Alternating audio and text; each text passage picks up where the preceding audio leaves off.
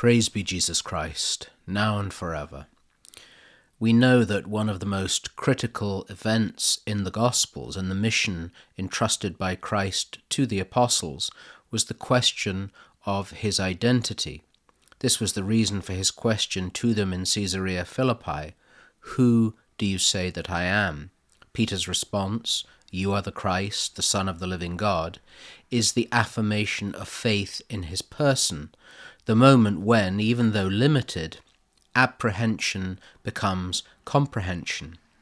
Limited because it failed to keep the apostles by Christ's side as he was crucified and caused them to hide in fear in the upper room.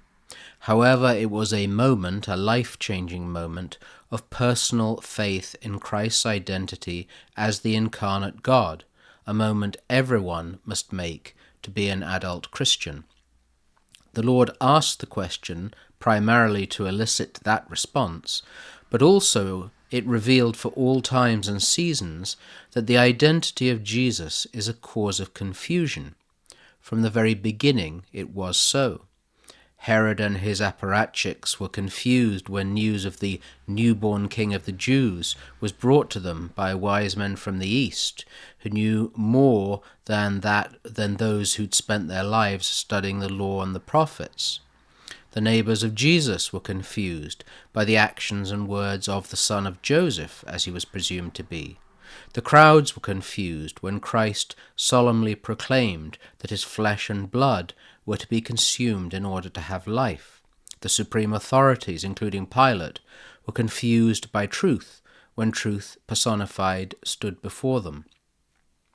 All those throughout history, as today, who see in Jesus the wisest teacher, the most compassionate man, the greatest ethicist, are confused. In its etymology, they're disturbed, they're disordered, they're bewildered.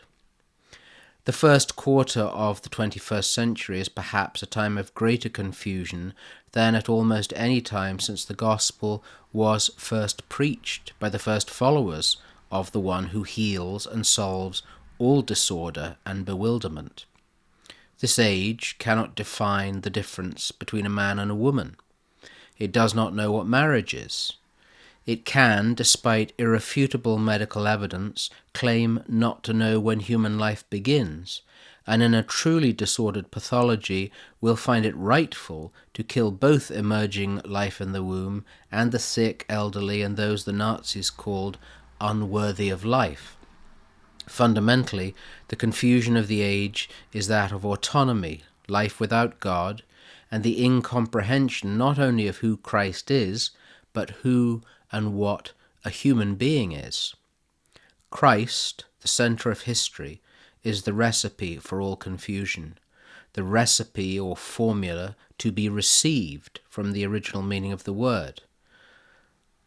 Answering with Peter, "You are the Christ," means, as Pope Leo recently said to the cardinals, that the love of Christ possesses us, envelops us, and captivates us. This, he said, is the power that attracts everyone to Christ. This is the message a generation who does not know Christ, who is confused, bewildered, and disordered, must hear. Next week we will explore a little of what it means to be possessed, enveloped, and captivated by Christ. Brethren, be sober, be vigilant, because your adversary the devil, like a roaring lion, walketh about, seeking whom he may devour.